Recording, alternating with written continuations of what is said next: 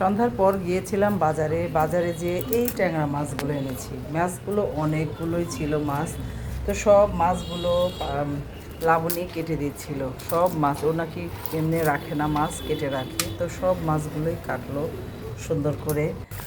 কাটতে কিন্তু অনেক সময় লেগেছে, প্রায় 2 কেজি।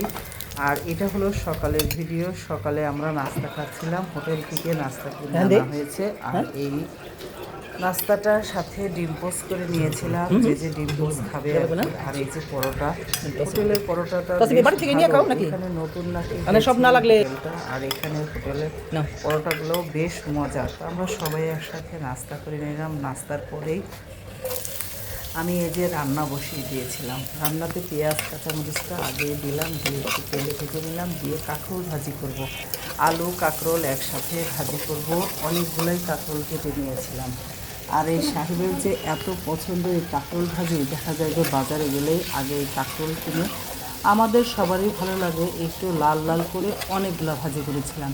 তো অনেকগুলো ভাজি বসাবো, ফ্রাই প্যানে হচ্ছিল না। আমি আবার এটা কড়াইতে ঢেলে দিলাম, ঢেলে দিয়েই এই যে চা বানিয়েছিলাম। সবাই একটু একটু করে চা খেয়ে। আর এই যে আমার কাঁকরোল ভাজিটা একদম হয়ে গেছে। অনেকগুলো কিন্তু ছিল কড়াইতে, আর বড় কড়াইতে দিছিলাম। বিচি ছিল দেখে অনেকে পছন্দ করে না, এই বিচি থাকলে খেতে ভালো লাগে না তাই।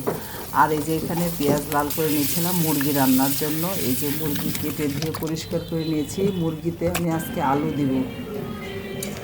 আর এই যে ট্যাংরা মাছগুলা মানে ওই যে কাটা হয়েছিল, ওগুলো অনেকগুলো কিন্তু একসাথে রেখে দেওয়া হয়েছিল প্যাকেট করে। একটা প্যাকেট বের করে নিলাম। আর এই যে এখানে কালো জাম, লাবণী কালো জামের ভর্তা বানাবে। অনেকগুলো জাম ধুয়ে নিয়েছিল। আমি এই যে পেঁয়াজের সাথে আদা রসুন দিয়ে দিলাম, দিয়ে আরও মশলা দিয়ে দেবো। হলুদ মরিচ ধনিয়া জিরা গুঁড়ো সব দিয়ে দিয়েছি, দিয়ে মশলাটা ভুনে নিচ্ছি। মশলা ভুনে আর এই যে মাংসের সাথে আলু একসাথে দিয়ে দিব।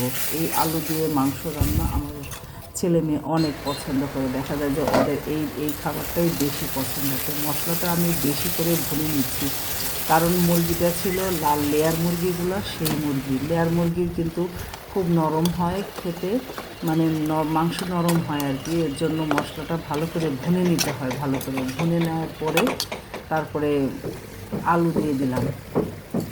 আলু আর মুরগি দিয়ে সুন্দর এটাও মশলার সাথে একসাথে ভুনে পরে রান্না করব।